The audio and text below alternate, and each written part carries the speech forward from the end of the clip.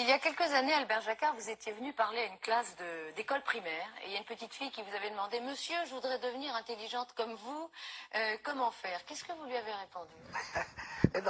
C'était d'autant plus merveilleux que c'était une classe de SES, une classe pour les enfants qui sont réputés ne pas être doués.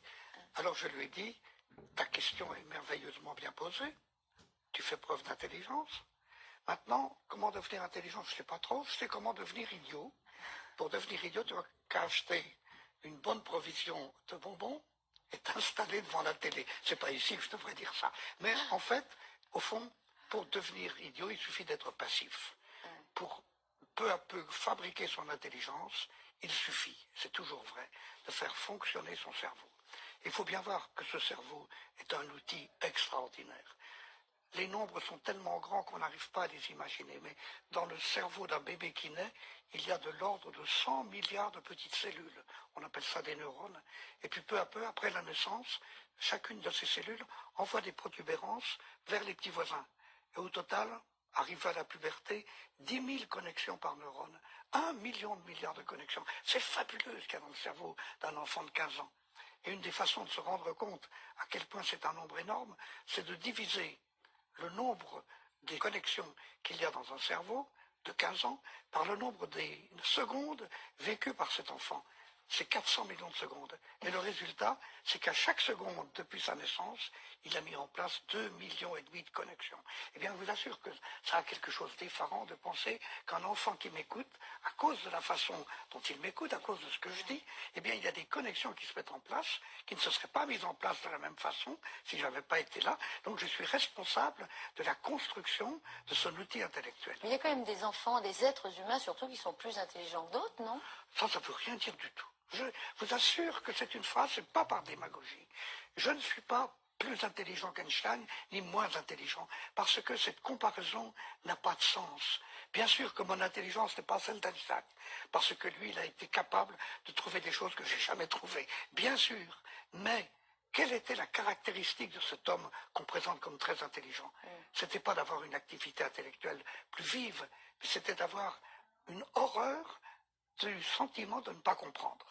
Quand il ne comprenait pas, il comprenait qu'il n'avait pas compris, et il n'aimait pas ça, alors il s'arrangeait pour finir par comprendre. Quelquefois, c'était très long.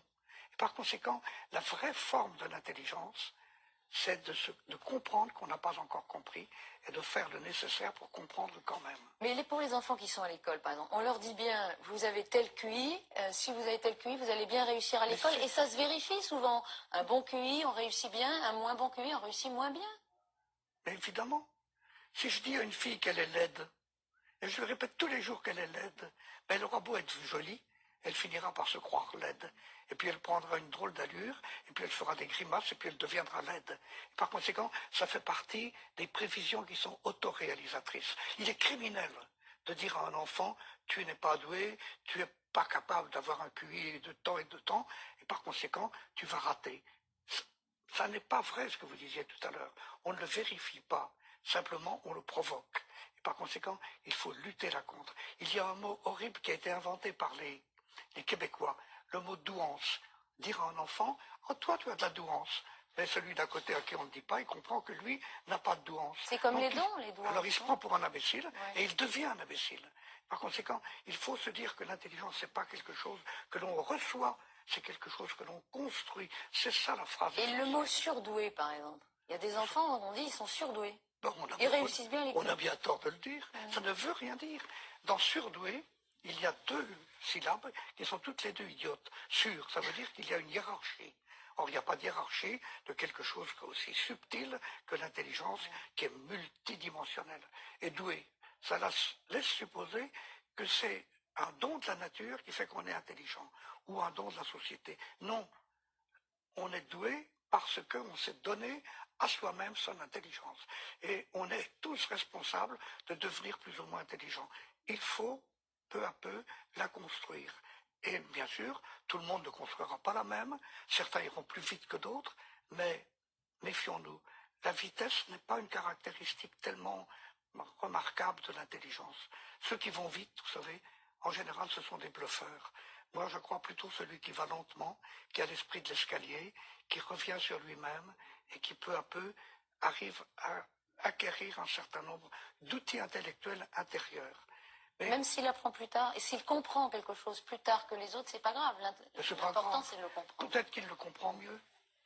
Celui qui lève le doigt dans une classe en disant « Monsieur, j'ai pas compris », il prouve qu'il a compris qu'il n'avait pas compris. Et c'est ce qu'il y avait de plus difficile à comprendre. Il faut toujours répéter ça. Et celui qui lève le doigt, qui n'a pas compris, il rend service à tout le monde. Parce qu'il amène le prof à recommencer.